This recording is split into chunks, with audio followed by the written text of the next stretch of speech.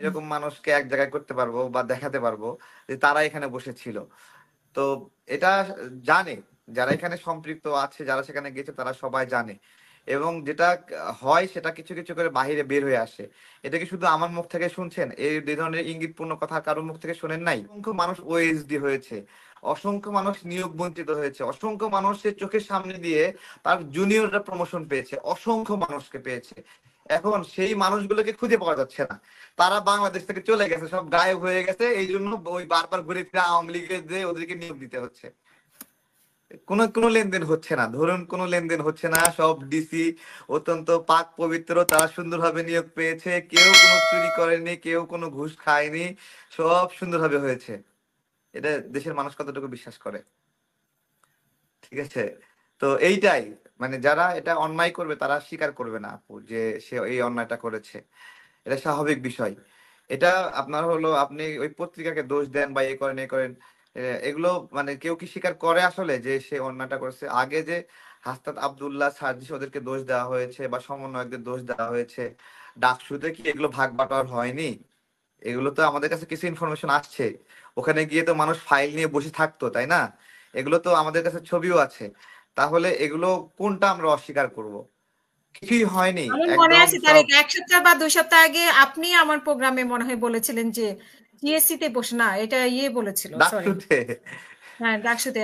এটা ফারুক হাসান মনে হয় বলেছিল, বা আপনি বলেছিলেন যে ডাকসুতে বসে এরকম 5 কোটি 10 কোটি টাকা সমন্বয়করা বিক্রি করছে ডিসি বা প্রশাসন। আমি আসলে, আমার বক্তব্যটা এরকম ছিল যে হুম মানে বিভিন্ন সচিব, আমলা, মানে পদ প্রত্যাশী যারা আছে, শুধু এইগুলো না, আরো অন্যান্য বদলি প্রত্যাশী, আরো বিভিন্ন ধরনের ইস্যুগুলো নিয়ে তাদের কাছে গিয়ে মানে লাইন ধরে বসেছিল যে একটা মিনিটের জন্য একটু কথা বলবো।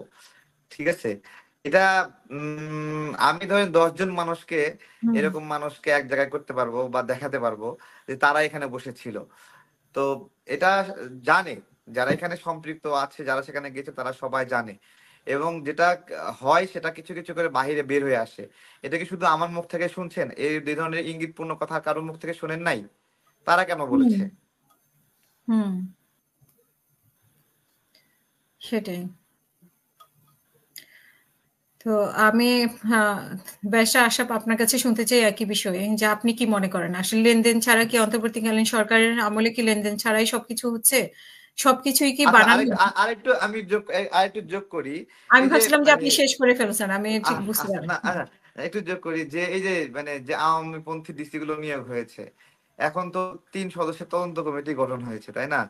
তা আমার প্রশ্ন হলো যে এই যে লোকগুলোকে নিয়োগ দিল এইভাবে, তাদেরকে ওই পদে রেখে তদন্ত হবে? এটা কতটুকু যৌক্তিক?